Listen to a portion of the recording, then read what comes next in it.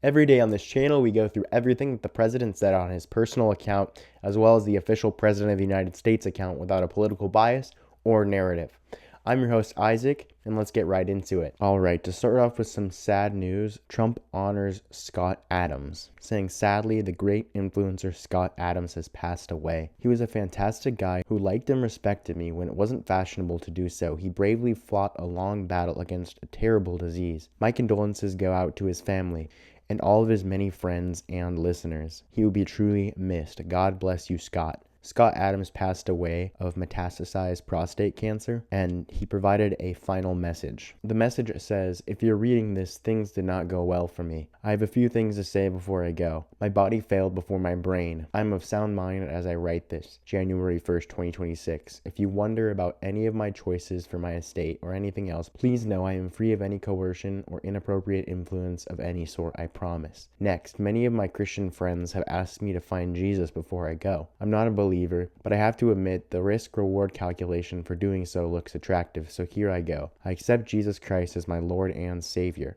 and I look forward to spending an eternity with him. The part about me not being a believer should be quickly resolved if I wake up in heaven. I won't need any more convincing than that, and I hope that I'm still qualified for entry. So today, Trump honored him. Additionally, Donald Trump departed Washington, D.C. for Detroit, Michigan, where he toured a Ford factory, and he was going to deliver remarks at 2 p.m. Eastern Time. Here's a picture of him at that Ford factory that he shared. All right, let's get an update on Iran. Donald Trump urged Iranian patriots. He says, keep protesting. Take over your institutions. Save the names of the killers and abusers. They will pay a big price. I have canceled all meetings with Iranian officials until the senseless killing of the protesters stops. Help is on the way. MAGA, make Iran great again. And this is significant because we've heard that Iran has wanted to negotiate, but Donald Trump says that he's canceled all meetings with Iranian officials, and he first demands that the killing of the protesters stops. Trump also talked about Jerome Powell. But first, let's look through some economic achievements that he shared. He says that there's low inflation, real wages rising, and productivity surging. And he says it's due to Trump's key policies, tariffs, tax cuts, immigration enforcement, and deregulation, saying it's the highest growth we've ever had.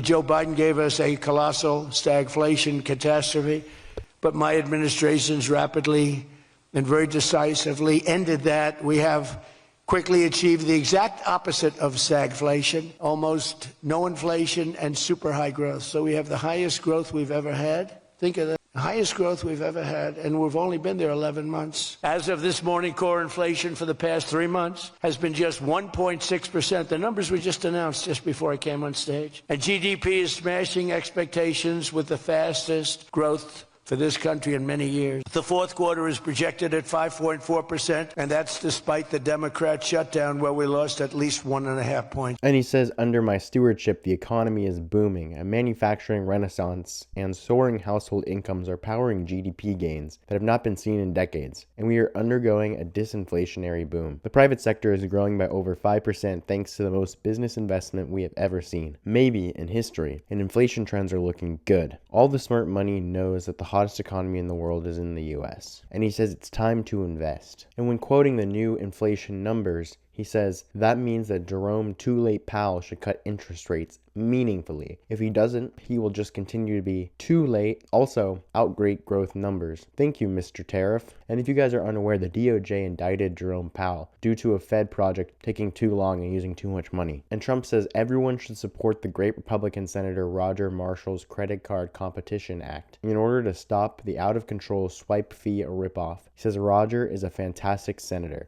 And to finish off, let's look at Minnesota. Trump asks, do the people of Minnesota really want to live in a community in which there are thousands of already convicted murderers, drug dealers, and addicts, rapists, violent released and escaped prisoners, dangerous people from foreign mental institutions and insane asylums, and other deadly criminals too dangerous to even mention? All the patriots of ICE want to do is remove them from your neighborhood and send them back to the prisons and mental institutions from where they came. Most in foreign countries who illegally entered the USA through sleepy Joe Biden's horrible open border policy. Every place we go, crime comes down. In Chicago, despite a weak and incompetent governor, and mayor, fighting us all the way. A big improvement was made. Thousands of criminals were removed. Minnesota's Democrats love the unrest that the anarchists and professional agitators are causing because it gets the spotlight off of the $19 billion that was stolen by really bad and deranged people.